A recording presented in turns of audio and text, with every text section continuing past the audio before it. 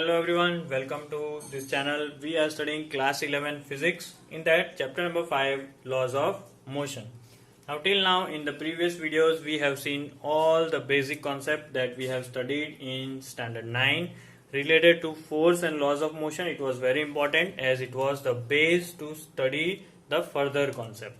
Now in this video we are going to revise the basic concept but in the latest and updated vector form. So let us start with only important points, and that the first one is momentum. Momentum, as we have learned, that it is the product of mass and velocity. Now if the mass of the object is m and velocity be v, and momentum we are symbolizing as vector p. So what will be our original formula of momentum then?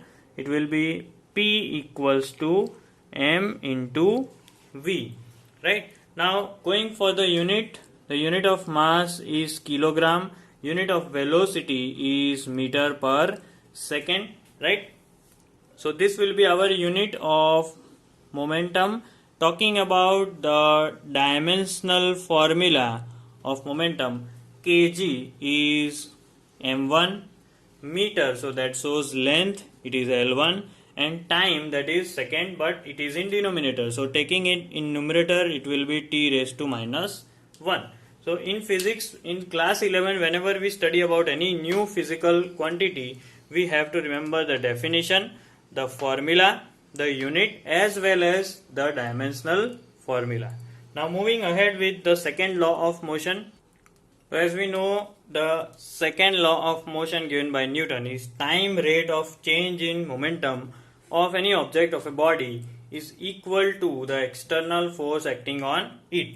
Also note that this change is in the direction of the external force. Wherever the force is applied, there will be the change in momentum. Okay, now representing this in form of equation. So external force will be equal to change in momentum upon time. Time rate means upon time. Now representing the same in symbols, F we have over here, change in momentum we will write as delta P. Delta P is dP. Upon time, that is dt. So F vector equals to dP by dt. Clear? Now from the same formula, let us move on to the new formula that we have derived, that was F equals to ma. So we just have to replace this P d by dt of mv, as we know that P equals to mv. Notice that everything is in vector form now. As mass is always constant in the universe, m I am taking outside, so we will do d by dt of v. Now differentiation of velocity with respect to time will give us acceleration. Right?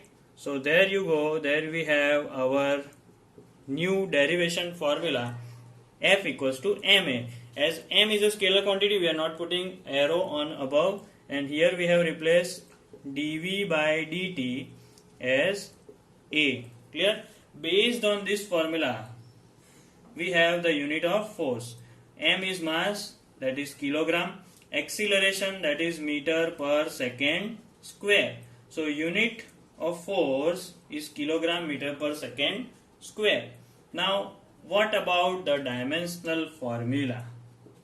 The dimensional formula of force, kilogram, so it is m1, meter, so it is L1, s square will go over numerator and it will become minus 2. And let us talk about an extra thing, that this kilogram meter per second square is also called as Newton.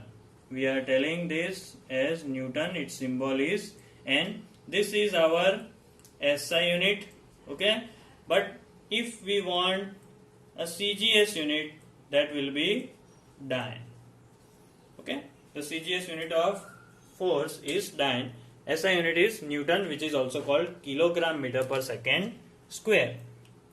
Now let us talk about the component of this force, as again in plane and space we are dealing with various axes and dimensions. So let us talk about various components of force in different directions. So as we know that this law is a vector law, that means for three components along all three axes, like towards x axis we will have another component, towards y we will have another, and z will have another component. Same way force, momentum and acceleration will have their own components along each axis. So how can we represent them alone? Will be like this: Fx equals to dpx upon dt, and that will be max. Same way Fy can be calculated by doing dpy by dt equals to may, and Fz means component of force towards z direction is dpz upon dt, and that is equal to maz. Clear? One important thing that we have to remember, taking care of this equation F equals to m into a, is that when external force is 0, then mass will never be 0 because it is having a positive value. Acceleration can be 0. There are two different cases. First case is either the object is at rest,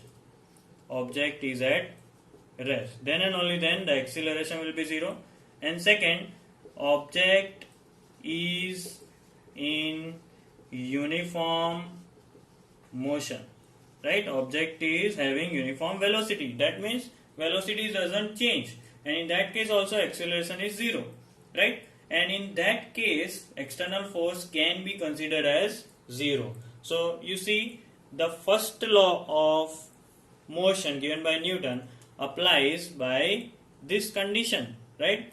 If the object is at rest, external force is 0. If the object is moving in constant velocity, the external force is 0, right? So second and first law are related by this logic. Okay. Another thing that you have to remember, and it is very important, that acceleration of the body is only determined by external force. As acceleration is related to the external force, the acceleration can be increased or decreased only by the help of external force. Also, one more point that you have to remember is the value of momentum here is not important. When we talk about F equals to delta P by delta T, the value of momentum is not important, but the change in momentum. The change in momentum is more important when we talk about second law of motion. Okay. Now the next very small concept was related to impulse, and we have discussed that when a force of large value, suppose a force of very large value, act for a very short time, so it is difficult to get the values of force and the time interval as well. But you can see the change in momentum while that force is acting at a very small time, the change in momentum is measurable. Okay. Now impulse, we know that force into time, a very huge impact of force in a very short duration of time. So how impulse and change in momentum is related, you just see, it is very surprising that F equals to delta P upon delta T. This T is, now if we take delta T on this side, it will be F into delta T. That means it is force into the short span of time, and that is nothing but change in momentum. You see, force into time is change in momentum. So whenever we talk about impulse, it is nothing but change in momentum of any object. Let us take this last basic concept, that is law of conservation of momentum, and this time we will derive it in a different way. We will derive for a system of rifle and a bullet.